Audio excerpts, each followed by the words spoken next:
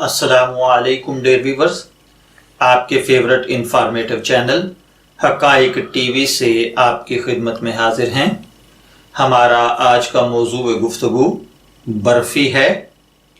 बर्फ़ी मिठाई का एक जुज़्व आज़म है, यानी इसके बगैर आप यूँ समझिए कि मिठाई मुकम्मल नहीं होती।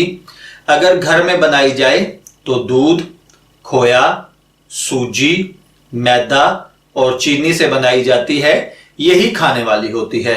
स्वीट कॉर्नर की बनी हुई या फिर इसी तरीके से जो मिठाइयों की दुकानें हैं वहां पर बनी हुई मिठाई के साथ वही लाल बेग, चूहे, दीगर हशरातुल अर्ज वाला ही मामला है।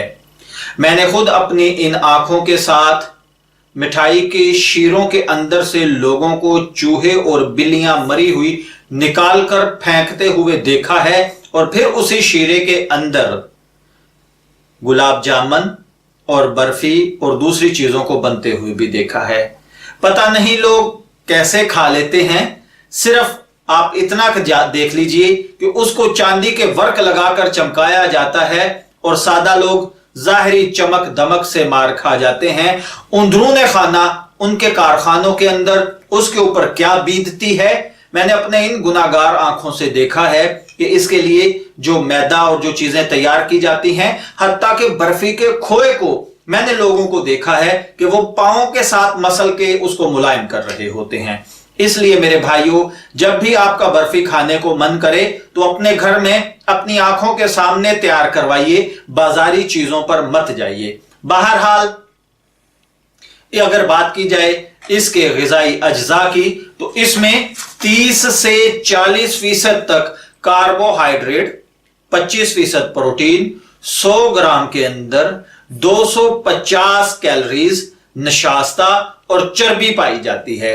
अगर बात की जाए इसके मिजाज की तो वो तर गरम है। मिकदार खुराक 100 ग्राम से लेकर कई लोग किलो किलो भी खा लेते हैं और उन्हें कुछ नहीं होता।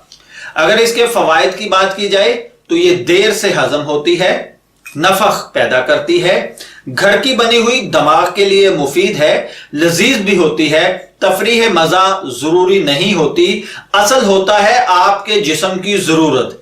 इसके अलावा अगर कोई शख्स ज़ौफ़े मादा का शिकार है, यानी अगर किसी को स्टोमिक प्रॉब्लम रहती है, उसको खाना हजम नहीं होता या फिर फूड पॉइजन हो जाता है, तो ऐसे मरीजों को यह बहुत तंग करती है।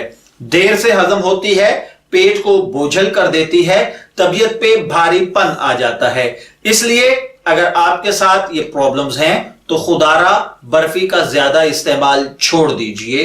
मैं दुआ गो हूं कि अल्लाह ताला हमें अपनी नेमतों से सही तौर पर मुस्तफीद होने की तौफीक अता फरमाए। इजाजत चाहेंगे, फिर मिलेंगे किसी नई चीज के खवास के साथ। तब तक के लिए अल्लाह हाफिज।